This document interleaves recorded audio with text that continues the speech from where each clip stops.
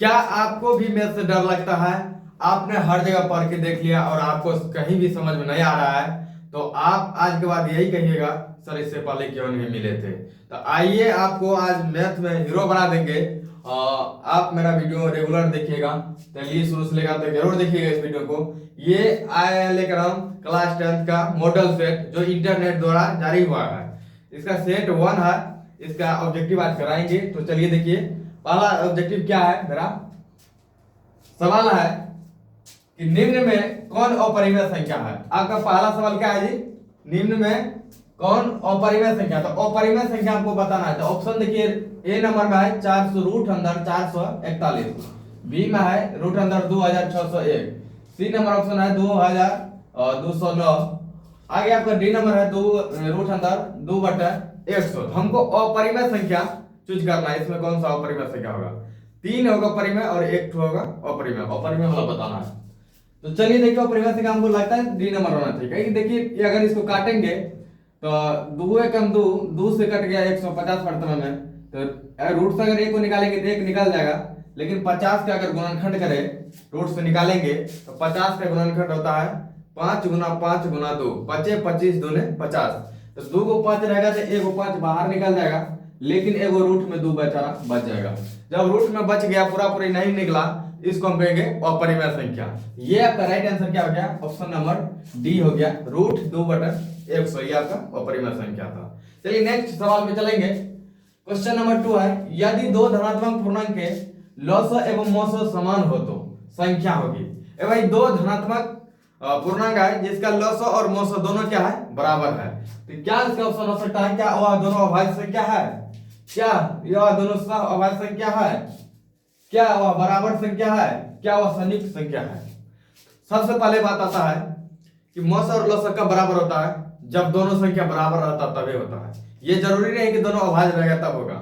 अभाज्य संख्या मान लीजिए 2 है 1 3 है, इसका अगर मोसो ज्ञात कीजिएगा तो 1 आएगा, लॉसो ज्ञात कीजिएगा तो 2 या 6 आएगा, जो कि बराबर नहीं है। अभाज्य संख्या कैसे है? 1 होता है, वो भी उसका ऐसे एलसीएम के बराबर नहीं होता है। तो आपका जो है अभाज्य संख्या भी नहीं होगा, अभाज्य संख्या भी नहीं होगा, यह जो है बराबर संख्या होगा। बराबर कैसे होगा? देखिए, मान लीजिए कोई संख्या 10 और 10 ले लीजिए, इसका अगर एलसीएम निकालना हो, एलसीएम लेना है तो 2 से लगाइएगा, 2 5 10, फिर 2 5 10, फिर 5 से लगाइएगा, 5 एकम 5 5 एकम 5, तो क्या हो जाएगा? 2 गुना 5, तो 5 दूने कितना हो गया? 10 हो गया। अगर इसका एचसीएफ ज्ञात कीजिएगा 10 10 का, तो एक मर्तबा में 10 कट गया, तो एचसीएफ भी इसका क्या हुआ? 10, एलसीएम भी क्या हुआ? 10, दोनों क्या हुआ? बराबर। एलसीएम और एचसीएफ दोनों बराबर हुआ। कब हुआ? जब दोनों संख्या आपस में बराबर था। जब दोनों संख्या आपस में बराबर था तब हुआ। तो आपका राइट आंसर क्या हो गया? ऑप्शन नंबर सी हो गया। चलिए नेक्स्ट सवाल क्या आता?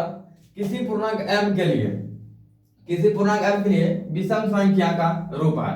इस चारों में से बताना आपको कौन सा विषम संख्या का रूप होगा। ऑप्शन नंबर ए है m, 2 है m+1, सी है m6m, डी है 6m+1। विषम संख्या का रूप बताना आपको। m एक क्या है?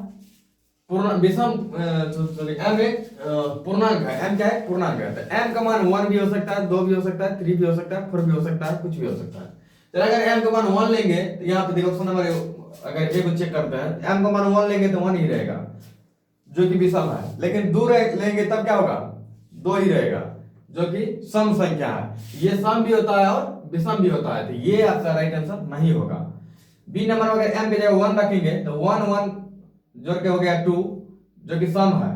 ये विषम पूछ रहा है, तो यहाँ सम मिल गया, ये भी नहीं होगा।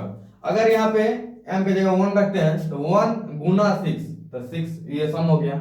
2 रखेंगे तो 6 दूना 12, ये भी सम हो गया। 3 रखेंगे तो 6 3 18, ये भी सम हो गया, ये भी विषम नहीं। अगर ये तीनों नहीं हुआ तो ये चौथा नंबर का हो जाएगा।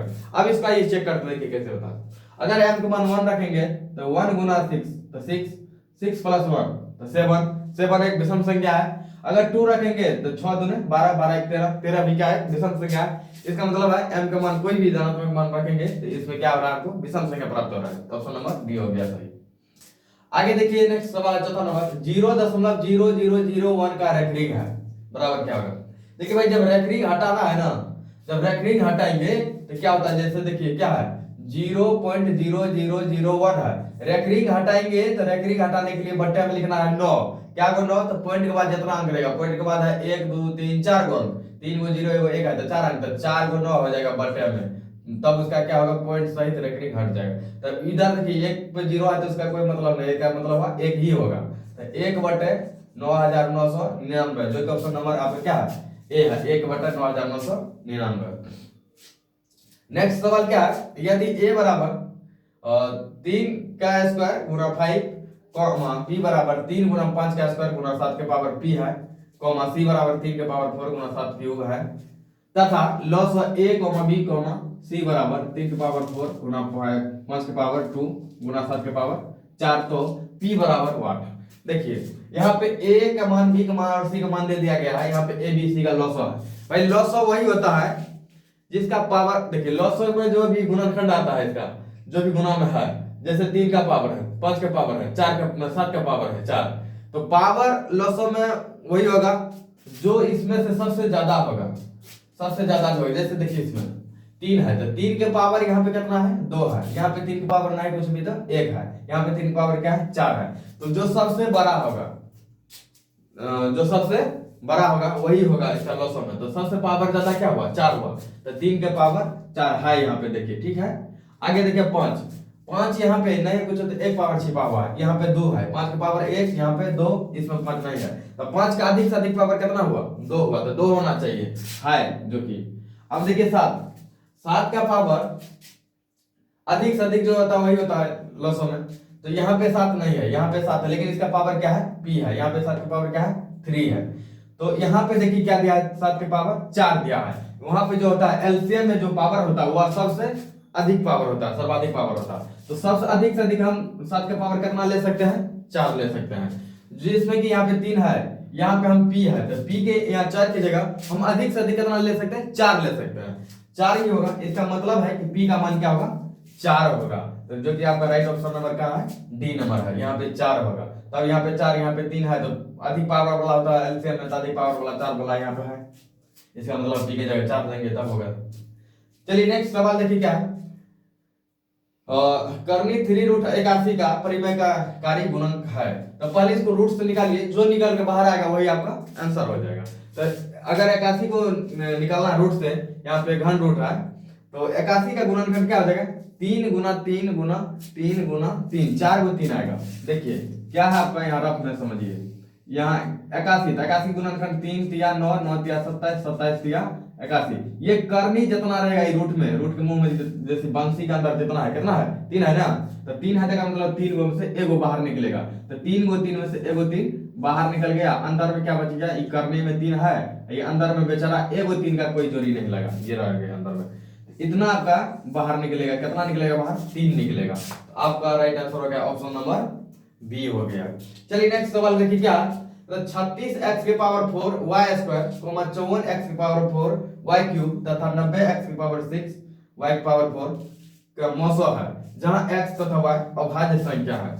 ये दोनों का जो है ना मौसो बताना है, अब तीनों का क्या बताना है, इतना इतना तथा इतना का मौसो नहीं, यहाँ पे देखिए हाँ मौसो बताना है। तो मौसो तीनों का मौसो इसमें से कौन सा होगा, अब देखिए यहाँ पे मौसम होता है आपको पावर वही होगा जो कि सब में मिलता है, और कम से कम पावर बताना, जैसे x इसमें भी, x इसमें भी, x इसमें भी, तो सबसे कम पावर x का कितना से कितना है, इसमें 4, इसमें 4, इसमें 6 है, तो कम वाला लेना है। एचसीएफ का बात करेगा तो पावर कम वाला, एलसीएम का बात करेगा तो पावर ज्यादा। तो x के पावर कितना होना चाहिए, 4 होना चाहिए, और y का पावर देखिए कम से कम कितना, इसमें 2 है, इसमें 3 है, इसमें 4 है, तो y का पावर होना चाहिए आपको अधिक से अधिक 2 ही होना चाहिए, कम वाला लेना है। और अब देखिए एचसीएफ वही होगा, और बड़ी से बड़ी संख्या होती है जो कि ये सभी को क्या करते हैं, विभाजित करते हैं। तो बताइए यहाँ 36 है, यहाँ 54 है, यहाँ 90 है, इस तीनों को इसमें से कौन विभाजित करेगा, क्या 180 करेगा विभाजित 36 को, कहिएगा नहीं करेगा, तो ये तो ऑप्शन होगा ही नहीं। 90 से विभाजित हो जाएगा 36, नहीं होगा, ये भी ऑप्शन नहीं होगा। अब आता है 36, और 36 से 36 विभाजित हो जाएगा, ठीक है, लेकिन 36 से क्या 54 हो जाएगा पूरा पूरा विभाजित, नहीं होगा सर। जब ये तीनों नहीं हुआ, आपका राइट आंसर क्या हो जाएगा, ऑप्शन नंबर ए। अब चेक कर लीजिए कैसे होगा, 18 से भाग देंगे 36 में, तो 18 दूने 36, 2 मरतबे में कट गया। 18 से 54 में भाग दीजिए, 18 दिया 54, ये भी कट गया। 18 से 90 में भाग दीजिए, 18 95 कट गया। अब 4 आता, तो 4 में x के पावर अधिक से अधिक कितना होना चाहिए, यहाँ 4 यहाँ 4 यहाँ 6 है, तो सब में क्या मिलेगा हमको, 4 मिलेगा, तो कम पावर वाला लिखना, x पावर 4 है कि नहीं यहाँ पे, y की पावर यहाँ पे 2 3 यहाँ पे 4, तो जो सब में मिलेगा तो 2 सब में मिल सकता है, तो 2 y की पावर 2 होना चाहिए। तो देखिए ऑप्शन नंबर ए आपका संतुष्ट कर रहा है सवाल को, तो यही हो गया आपका SCF इसका। नेक्स्ट सवाल देखिए, क्वेश्चन नंबर 8 क्या है, यदि 1440 बराबर 2 के पावर p गुना 3 के पावर q गुना 5 के पावर r, तो p plus q minus r बराबर है।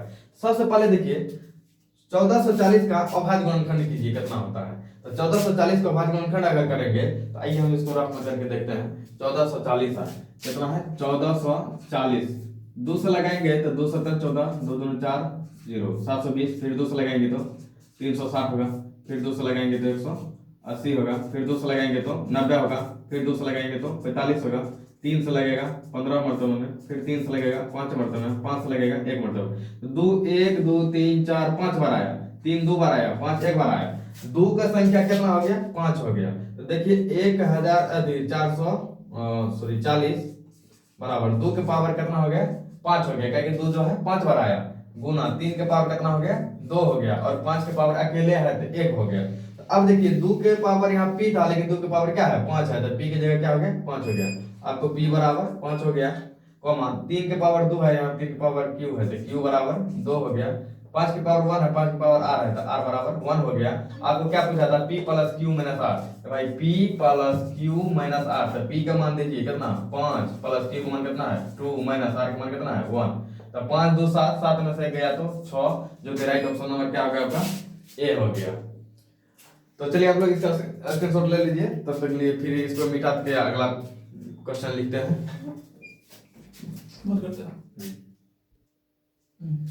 तो आई होप आप सभी को अच्छा लगा होगा वीडियो, तो लाइक शेयर कमेंट जरूर कीजिएगा, और अगर फर्स्ट बार आए होंगे मेरा पेज पे तो फॉलो जरूर कीजिएगा, और यूट्यूब पे देखते होंगे तो सब्सक्राइब जरूर कीजिएगा। तब तक के लिए मिलते हैं आपको अगले वीडियो में, तब तक के लिए जय हिंद।